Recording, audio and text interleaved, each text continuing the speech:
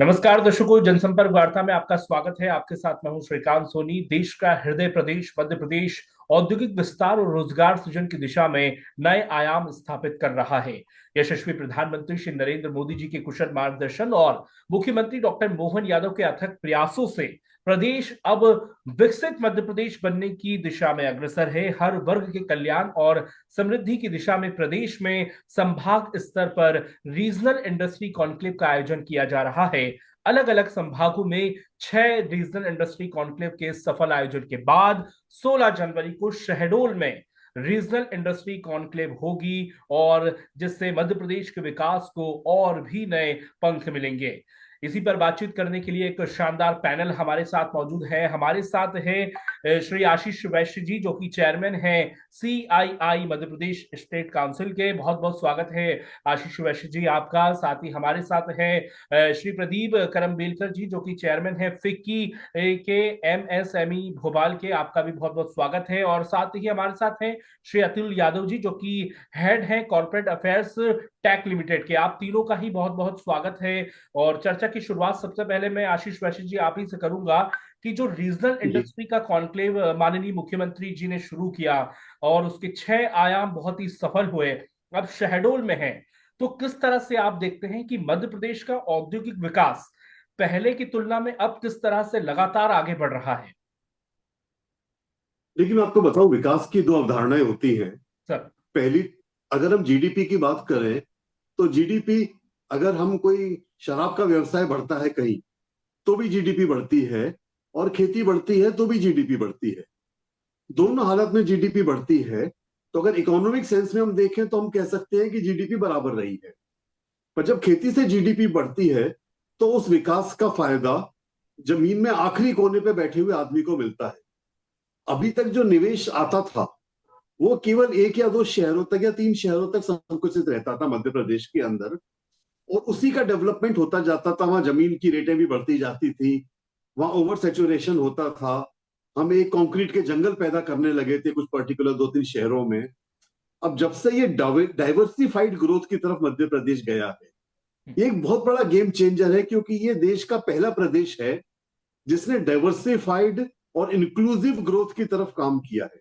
जी। अब जो हम इंक्लूसिवनेस लाए हैं, हमने एमपी को आज 7 हिस्सों में बांट दिया, और हर हिस्से में हमने एक रीजनल इंडस्ट्रियल कॉन्क्लेव की। 6 हो चुकी हैं, 7वीं शेड्यूल में हो रही है, और उसके बाद ग्लोबल इन्वेस्टर समिट जो हमारी राजधानी भोपाल में है जी। वहां होने वाला है। तो पहले क्या होता था कि एक इवेंट होता था, उसका इम्पैक्ट 5-6 दिन रहता था। जी।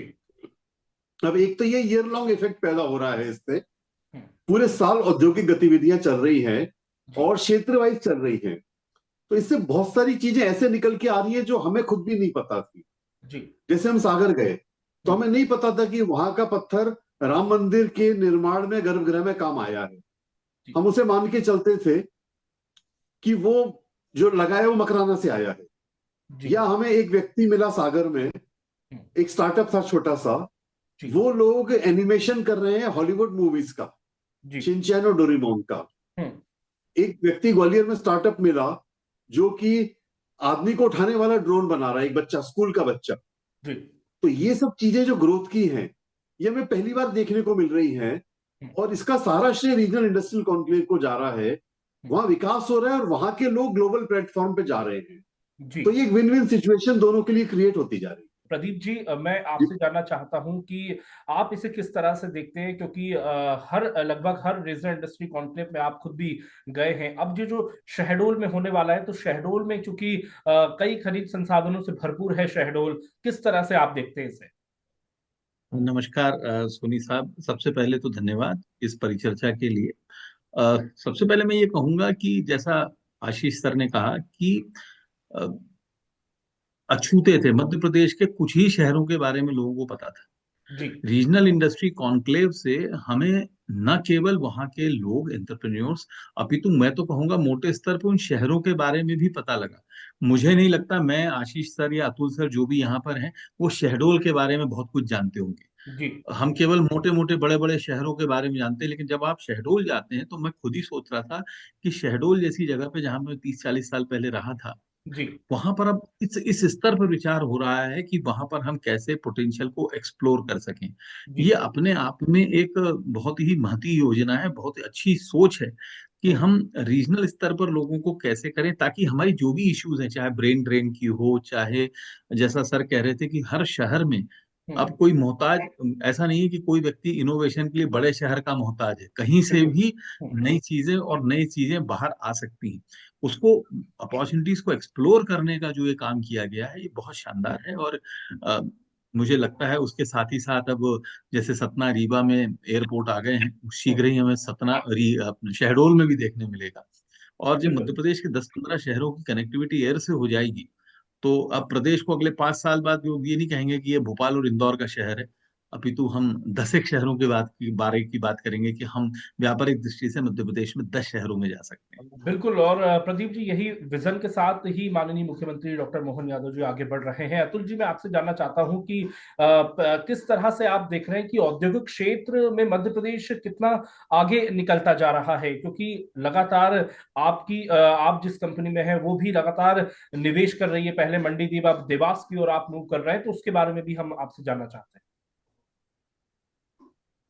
ये मंडीदीप का जो हमारा निवेश है वो 70s का है, और उसके बाद देवास में हम 1850 करोड़ रुपए का नया निवेश ला रहे हैं। जी। इसके अलावा कई और राज्यों में भी हम लोग निवेश करते हैं, पर ग्लोबल इन्वेस्टर समिट के माध्यम से जो एक मजेदार अनुभव हमें भी आ रहा है और उससे हमारा उत्साह काफी बढ़ रहा है, कि जो भारत के बाहर के भी जो देश हैं जी। वो इस राज्यों को अब नोटिस कर पा रहे हैं। हम्म। तो ये रीजनल इंडस्ट्री में हम शहडोल की बात कर रहे हैं, रीवा की बात कर रहे हैं, जबलपुर की बात कर रहे हैं, ग्वालियर की बात कर रहे हैं, पर हम्म। ये बात सिर्फ यहीं तक नहीं है, ये बात श्रीलंका तक जा रही है। अभी बड़ा एक स्ट्रेटेजिक एमओयू टीएसीसी में हमने एक सीजीटी श्रीलंका के साथ किया है, जिसमें जी। देश को अब आउट ऑफ स्टेट फैसिलिटीज का आर&डी काफी कुछ नया देखने को मिलने वाला है।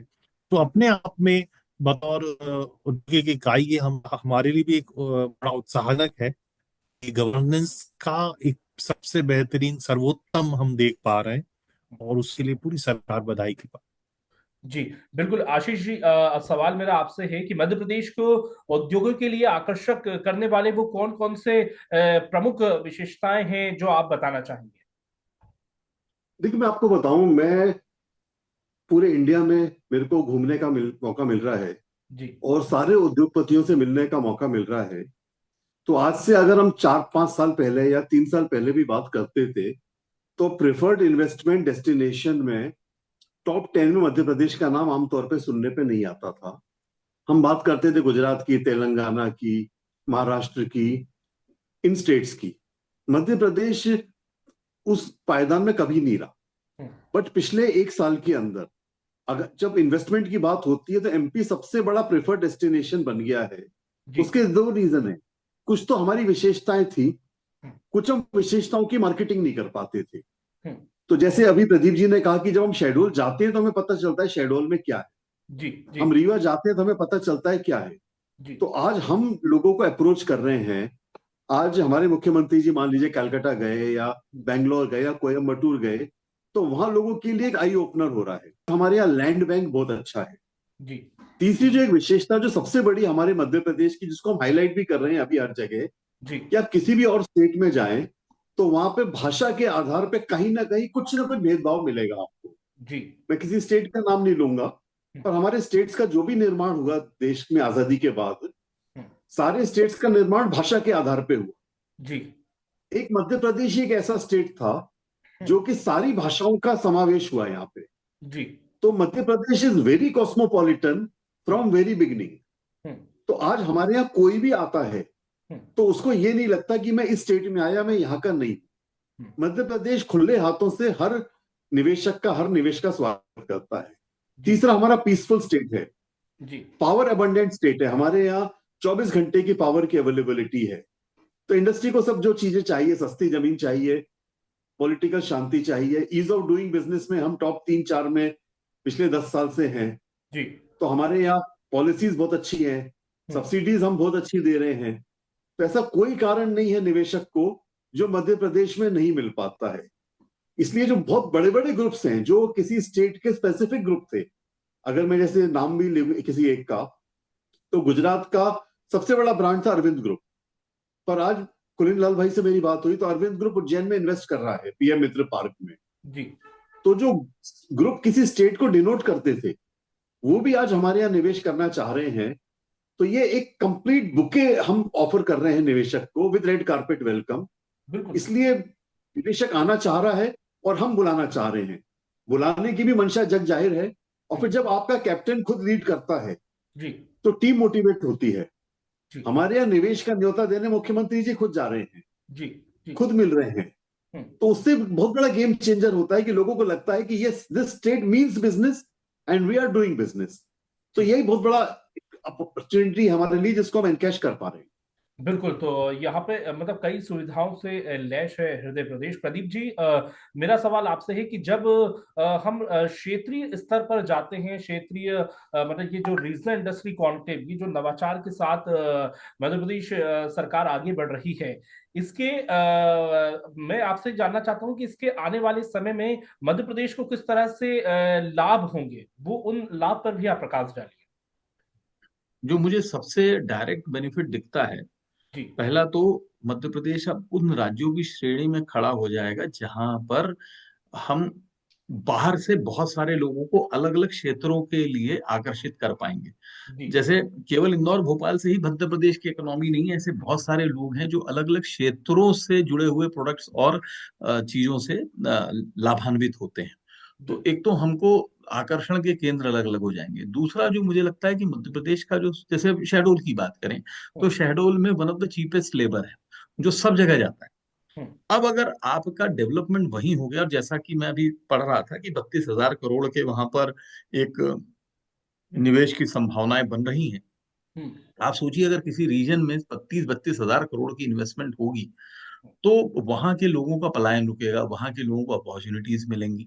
सो जी जैसे ही ये होगा तो दूसरा सबसे बड़ा जो हमारा रोजगार का और जो यंगस्टर्स को रोकने का प्रयास है, हम्म, उसमें भी एक महती सुविधा मिलेगी। तो न केवल मध्य प्रदेश एक मल्टी इकोनॉमिक एसेट एलोकेशन जिसको हम कहते हैं, कि हमारे पास अब एसेट एलोकेशन बहुत अलग ढंग से हो जाएगा। जिस क्षेत्र में जिसको जहां आगे बढ़ना है, जैसे रीवा सोलर में बहुत आगे बढ़ गया है, हम्म, तो जिन लोगों को उन क्षेत्रों में जाना है, रिन्यूएबल एनर्जीज में जाना है, वो उन क्षेत्रों को देखेंगे। जिनको मिनरल्स और माइनिंग्स में जाना है वे शायद शहडोल रीजन की ओर प्रयास करेंगे। जी ऐसा एक क्लस्टर डेवलपमेंट हो जाएंगे। और साथ में जो मैंने कहा कि सबसे बड़ा डेवलपमेंट रोजगार, हम्म, एम्प्लॉयमेंट, एंटरप्रेन्योरशिप, और जो लोकल पलायन है, लोकल हम्म, लोगों का पलायन है, वो शायद हम रोक पाएंगे। तो हम ज्यादा बेहतर और कम कॉस्टली प्रोडक्ट्स को बना पाएंगे, कम कॉस्टली प्रोडक्ट्स को डेवलप कर पाएंगे, और शायद उससे हमारी इकोनॉमी की ग्रोथ बढ़ सके। बिल्कुल। अतुल जी, मेरा आपसे सवाल है, क्योंकि आप यहाँ पर जो प्रेजेंट कर रहे हैं वो एक उद्योगपति की दृष्टि से मध्य प्रदेश में किस तरह की जो नीतियां चल रही है, अनुकूल नीतियां हैं, लैंड पर्याप्त है, क्या एक उद्योगपतियों के लिए यही सबसे बढ़िया चीज होती है कि यही समय है, सही समय है? बिल्कुल, जो अभी आशीष जी बता भी रहे थे कि ईज ऑफ डूइंग में भी मध्य प्रदेश लगातार इम्प्रूवमेंट कर रहा है। जी और एक उद्योगपति को देखिए, संसाधन चाहिए या गवर्नेंस चाहिए, उसमें मध्य प्रदेश ने जिस डायनेमिक प्रगति को अपनाया है जी। वो हम सबको भी चौंकाता है। हम क्लोजली कई स्टेट्स को मॉनिटर करते हैं हम्म, और इन सारी चीजों को लेके, और जैसे अब आप देखें कि सीसीआईपी जो है, आप हम्म, कस्टमाइज 100 करोड़ से ऊपर का जितना इन्वेस्टमेंट है उसके जी लिए आप कस्टमाइज्ड टेबल नेगोशिएशन पे आ जाते हैं। हम्म, तो मुझे लगता है कि ये कुछ यूनिक चीजें हैं जो मध्य प्रदेश को बहुत बेहतर लाभ आ रही हैं। जी इसके अलावा कुछ सुझाव भी हैं, लाइक जैसा अभी प्रदीप जी बता रहे थे कि सेक्टरियल डिस्कशंस काफी हुए, रीजनल भी हुआ है और सेक्टर पे भी बातचीत हुई है। तो आगामी जो कंक्लेव हैं उनसे हमें ग्रीन इन्वेस्टमेंट को लेके भी हम भी काफी कुछ उसमें बेहतर करना चाहते हैं। सरकार की पॉलिसी का भी इंतजार है। तो मुझे लगता है कि ईएसजी कंप्लाइंसेस और उसमें क्या बेनिफिट्स हो सकते हैं, हम्म, सब्सिडी में वो कैसे कन्वर्ट हो सकता है, उसको लेके भी अपना फोकस करना चाहिए। बहुत बेहतर कर रहा है। हम सब को चौंकाया हुआ है कि जी जिस डायनेमिक रूप से माइक्रो लेवल पे एनालिसिस कर रहे हैं, रीजनल के अलावा हम्म, क्रॉस स्टेट जाके आप अपनी बातचीत कर पाते हैं। जी। तो उसमें क्लियरिटी विजन में जो है वो बिल्कुल दिख रही है और उसी के परिणाम आ रहे हैं। बिल्कुल उसी के परिणाम हैं। तो यही है कि 16 जनवरी को शहडोल में रीजनल इंडस्ट्री कॉन्क्लेव का आयोजन होगा और संसाधनों और खनिज संपदा से परिपूर्ण है शहडोल, जहां पर निवेश क्रांति का महत्वपूर्ण आधार स्तंभ ये साबित होगा। बहुत बहुत शुक्रिया आशीष जी, प्रदीप जी और अतुल जी, आपने जनसंपर्क वार्ता के लिए वक्त निकाला। तो दर्शकों, जनसंपर्क वार्ता में इतना ही। आप जुड़ रहिए हमारे साथ। नमस्कार। नमस्कार सर, धन्यवाद।